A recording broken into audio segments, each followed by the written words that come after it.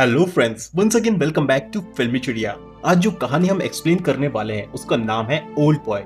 ये फिल्म साल 2003 की एक कोरियन मूवी है और इसकी IMDb रेटिंग्स 8.4 है। ये कहानी एक ऐसे शख्स के ऊपर बेस्ड है जिसे उसकी एक छोटी सी गलती के लिए किडनैप कर लिया जाता है और उसे एक दो नहीं बल्कि पूरे 15 साल के लिए बंदी बनाकर रखा जाता है। और 15 साल बाद जब उसे छोड़ा जाता है तब वो पता करने की कोशिश करता है कि उसे इतनी बड़ी सजा आखिर क्यों दी गई। कहानी का प्लॉट काफी इंटरेस्टिंग है ना? तो without wasting any more time let's dive into the story. कहानी की शुरुआत में हमें देसू नाम का एक आदमी दिखाया जाता है जो काफी ज्यादा बोलता है। सच में मूवी देखकर मेरे मन में भी पहला ख्याल यही आया था कि ये शख्स कितना बड़बोला है, बहुत बोलता है। और बोलने तक तो ठीक है, ये मस्ती और शरारतें भी बहुत करता है, बिल्कुल किसी छोटे बच्चे की तरह। इनकी उम्र अभी 30 साल है और इसकी ऐसी अजीब हरकतों के कारण ही इसे पुलिस तक अरेस्ट कर लेती है। लेकिन उसका एक दोस्त जिसका नाम वू है वो उसे आकर छुड़ा लेता है। लेकिन तब भी देसू अपनी हरकतों से बाज नहीं आता और पुलिस वाले को ही उंगली करके यानी कि छेड़कर वहां से भाग जाता है। जिसके बाद वो एक टेलीफोन बूथ पर जाता है जहां से वो अपनी बेटी को कॉल करता है। दरअसल आज उसकी बेटी का जन्मदिन है और वो उसे कहता है कि उसने उसके लिए एक प्रेजेंट लिया है और वो जल्दी घर आ रहा है उसका गिफ्ट लेकर। और फिर वो देसू से फोन छीन लेता है और उसकी बच्ची को बर्थडे विश करने लगता है। और जब वो टेलीफोन बूथ से बाहर आता है तब वहां पर देसू नहीं होता और उसकी बेटी के लिए लिया वो प्रेजेंट भी वहीं सड़क पर पड़ा दिखाई देता है। जिसके अगले सीन में देसू को दिखाया जाता है जो एक सील पैक कमरे में कैद था और उसके कमरे में एक बहुत छोटी सी विंडो थी जिससे उसे खाना दिया जाता था। कमरे में एक बेड, टीवी, कैलेंडर और वॉल पर एक दो पेंटिंग्स भी लगी हुई थी। साथ में वहां पर एक टेबल, चेयर और कुछ जरूरत का सामान भी था। अब दिन, महीने और साल बीतते चले जाते हैं लेकिन देसू सिर्फ उसी कमरे में किसी कैदी की तरह कैद रहता था। बीच बीच में एक गैस छोड़ी जाती थी जिससे देसू बेहोश हो जाता था और फिर जब उसे होश आता था तो वो कमरा उसे साफ नजर आता था और उसकी दाढ़ी और बाल भी कटे हुए मिलते थे। जिसके बाद एक दिन देसू के बेहोश होने के बाद कुछ लोग आके उसका ब्लड निकाल लेते हैं। जिसके बाद देसू टीवी न्यूज पर देखता है तो उसे पता चलता है कि उसकी वाइफ का मर्डर हो गया है और खुद उसी पर ही उसकी वाइफ के कत्ल का आरोप है क्योंकि उसकी वाइफ की डेड बॉडी के पास से देसू का ही ब्लड मिला था और ये वही ब्लड था जो देसू को बेहोश करके निकाला गया था। और ये सब देसू के किडनैपर ने ही उसे फंसाने के लिए करा था। जिसके बाद देसू भी अपनी वाइफ की मौत से दुखी होकर अब टूट सा जाता है और वो भी अपनी जान लेने की कोशिश करता है।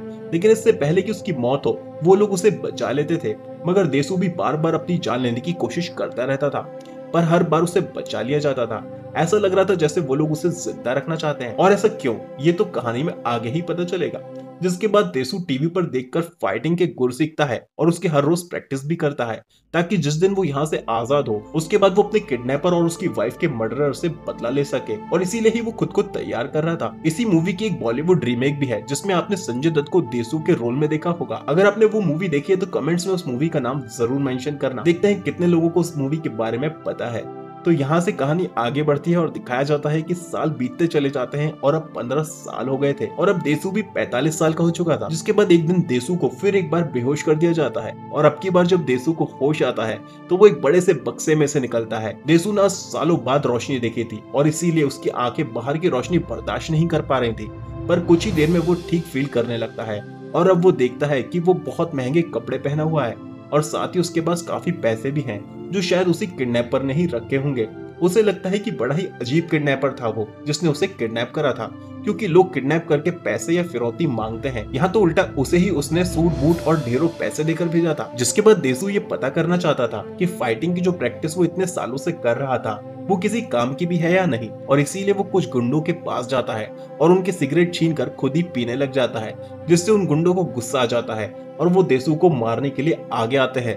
लेकिन देसू एक एक करके वहां सारे गुंडों का खात्मा कर देता है और ये बात साफ हो जाती है कि उसकी प्रैक्टिस सच में काम करती है। जिसके बाद देसू को एक आदमी मिलता है और वो उसे एक मोबाइल फोन देता है और कहता है कि उसे कुछ नहीं पता, बस उसे ये फोन देने को कहा गया था। जिसके बाद देसू एक रेस्टोरेंट में जाता है जहाँ उसे मीडू नाम की एक लड़की मिलती है। यहाँ पर दोनों एक दूसरे से खाने को लेकर कुछ बातें करते हैं और फिर देसू कहता है कि उसे खाने के लिए कोई जिंदा चीज ला के दो और तभी देसू का फोन भी जो उसे मिला था वो बजने लगता है। देसू फोन उठाता है तो दूसरी तरफ वही आदमी था जिसने उसे किडनैप करवाया था और वो देसू से पूछता है कि उसे नए कपड़े कैसे लगे पर देसू चुप रहता है और फिर पूछता है कि तुम कौन हो और तुमने मुझे इतने साल क्यों बंद रखा था। तब वो आदमी कहता है कि अपने पास्ट को याद करो कि तुमने अपनी जिंदगी में क्या क्या गलत काम किए हैं तो शायद तुम्हें याद आ जाए। तब देसू उसे कई सारे नाम बताता है मगर वो आदमी उनमें से कोई भी नहीं था। तब देसू उससे पूछता है कि उन लोगों ने उसे हिप्नोटाइज करने की कोशिश भी करी थी पर क्यों। तब वो आदमी देसू को कहता है कि कोशिश करो, शायद तुम मुझे ढूंढ लोगे, तब मैं शायद इसका जवाब भी तुम्हें दे दूं। और वो कहता है कि मैं तुम्हारा इंतजार कर रहा हूँ और इतना कहकर वो फोन कट कर देता है। तभी वहाँ होटल की शेफ मीडू भी एक बार फिर आती है और अब वो जिंदा ऑक्टोपस लेकर आई थी और फिर देसू उस ऑक्टोपस को जिंदा ही चबा चबा कर खा जाता है। पर ऑक्टोपस को खाते ही वो बेहोश हो जाता है और फिर जब देसू की बेहोशी टूटती है तो वो खुद को मीडू के घर में ही पाता है। मीडू को देसू कुछ अपना सा लगा था, इसलिए वो उसे साथ ले आई थी।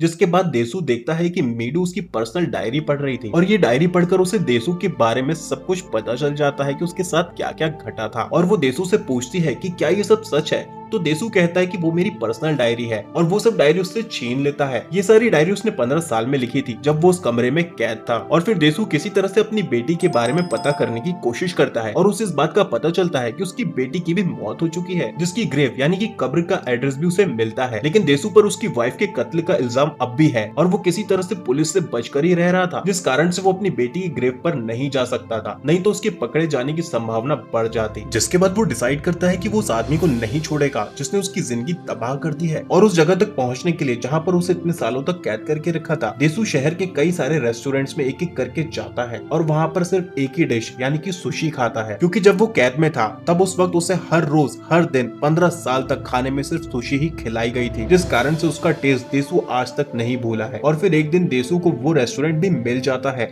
जहाँ का स्वाद बिल्कुल वही था जो खाना उसे बंद कमरे में हर रोज मिला करता था। और फिर जब वहाँ का डिलीवरी बॉय सुशी लेकर निकलता है तो उसका पीछा करते हुए देसू भी उस बिल्डिंग तक पहुंच जाता है जहां पर उसे इतने सालों तक कैद में रखा गया था। और उस जगह का मालिक था पार्क, जिससे देसू उस आदमी का नाम पूछता है जिसने उसे किडनैप करवाया था। मगर पार्क उसे कहता है कि वो इस आदमी से कभी नहीं मिला, न ही उसकी कोई डिटेल्स उसके पास है। तब देसू उसे पकड़कर बांध देता है और एक एक करके उसके 15 दांत हथौड़े से उखाड़ कर निकाल देता है, यानी कि बदला 15 साल और 15 दांत, हर साल का एक दांत। और तभी वहाँ पार्क के आदमी भी आ जाते हैं और फिर देसू उन सबसे भी लड़ता है और शुरू में तो वो थोड़ा पिटता है, मगर फिर उठकर वो सबको एक एक करके मार गिराता है और उस बिल्डिंग से बाहर आकर वो रोड पर बेहाल होकर गिर जाता है, क्योंकि सबके साथ लड़ाई में वो भी काफी घायल हो गया था। तभी एक आदमी आके उसे उठाता है और उसे टैक्सी में बिठा देता है ताकि उसे हॉस्पिटल ले जाया जाए। मगर जाने से पहले वो आदमी देसू को उसके नाम से पुकारता है, मगर तभी टैक्सी चल देती है। जिसके बाद देसू को होश आता है तो वो मीडू के साथ उसके घर में था। जिसके बाद वो अपने दोस्त वू से मिलने जाता है। ये वही दोस्त है जिसके साथ देसू किडनैप होने से पहले भी था और वो देसू को देखते ही उसे गले से लगा लेता है। और फिर देसू अपनी सारी कहानी वू को बता देता है कि उसे कैसे 15 साल तक कैद में रखा गया था। और फिर वो वू से पूछता है कि आखिर वो कौन हो सकता है जिसने ये सब करवाया होगा। तब वो कहता है कि ये पता करना थोड़ा मुश्किल है, पर ये शख्स जो कोई भी है वो हमारे काफी नजदीक का ही है जो हम पर नजर रखे हुए है। और वू की ये बात सुनते ही देसू को सबसे पहले मीडू का ख्याल आता है, क्योंकि मीडू ही एक अकेली ऐसी शख्स है जो अनजान होकर भी अब तक उसका साथ दे रही है। और मीडू से सच उगलवाने के लिए देसू उसे बांध देता है और उससे पूछता है कि आखिर वो कौन है और अब तक वो उसकी मदद क्यों कर रही है। तभी देसू का फोन बजने लगता है और फोन पर उसका दोस्त वू था और फोन पर वो उसे कहता है कि उसने पता कर लिया है कि ये सब किसने किया है, उसके पास उसका एड्रेस है। तो वो जगह जहाँ का वो एड्रेस था वो बिल्डिंग उसके बिल्कुल नजदीक की ही एक बिल्डिंग थी